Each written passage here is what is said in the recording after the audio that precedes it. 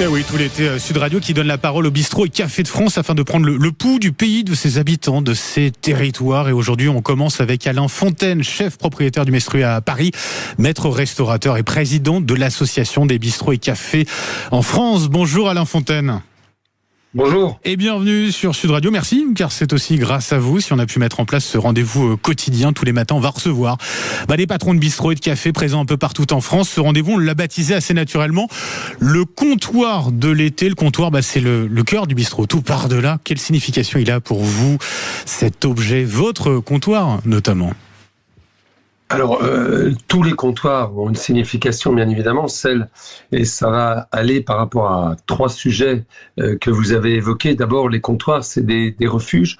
C'est des refuges sociétals, bien sûr, mais c'est aussi des refuges en cette période de canicule où on peut rentrer dans un bistrot, demander un verre d'eau, bien évidemment, ou consommer, bien évidemment. C'est aussi des endroits, le comptoir, c'est un endroit, et ça répond peut-être à un homme politique espagnol, c'est des endroits d'assimilation, d'intégration. Oui. On vit ensemble. Il y a un ancrage très fort de la laïcité sur un comptoir. On en parle. Antoine Blondin disait que c'est le métal le plus conducteur d'amitié. C'est la vérité, un comptoir.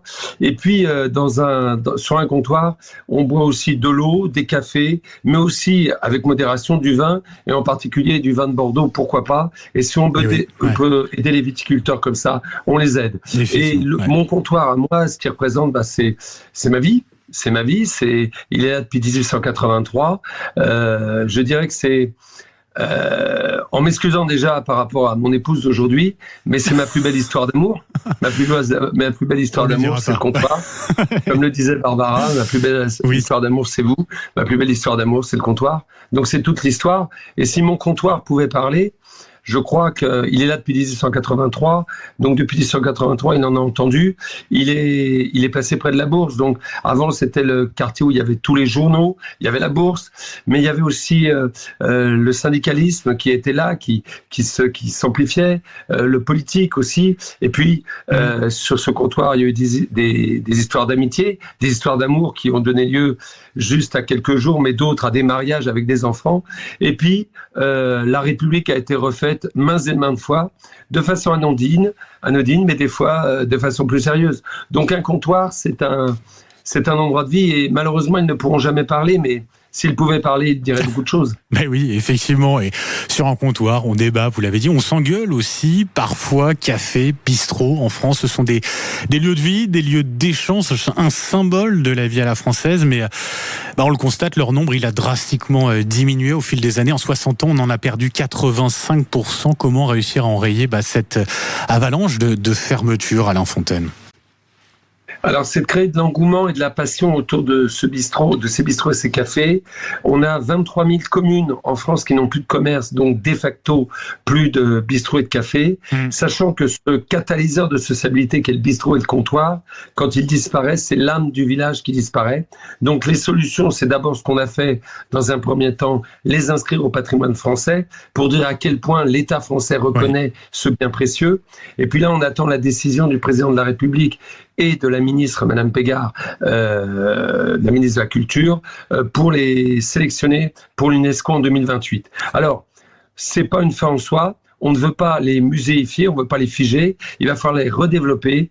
Il va falloir créer une fondation pour aider chacun à refaire renaître des bistrots dans chaque village, partout, que les 23 000 communes qui n'ont plus de commerce, elles aient un bistrot, un café qui sera un multiservice, boulangerie, librairie, produits de première nécessité et autres, les jeux, le PMU bien sûr et autres.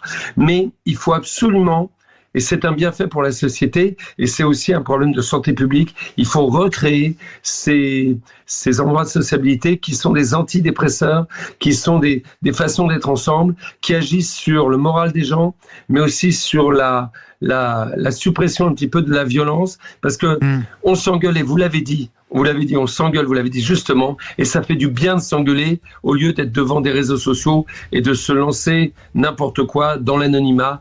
Quand on est ensemble, qu'on se touche, qu'on se voit, eh bien, c'est une chose formidable. Et je pense que notre avenir, c'est l'IA. Vous savez pourquoi c'est l'IA ? Parce que quand les gens en auront marre d'écouter des choses générées par l'IA, de voir des choses générées par l'IA, d'écouter de la musique. Ils auront besoin de se retrouver. Ils se retrouveront où ? Devant un comptoir, dans un bistrot, dans un café. Et merci à vous pour cette idée extraordinaire que vous avez eue de parler des bistrots et des cafés chaque matin. Et oui, donner la parole aux bistrots et cafés partout en France, c'est ce qu'on fera tout au long de cet été. Merci beaucoup Alain Fontaine, chef propriétaire du Mestrué à Paris, maître restaurateur et président de l'association des bistrots et cafés en France. Je vous souhaite une très belle journée. Merci à vous.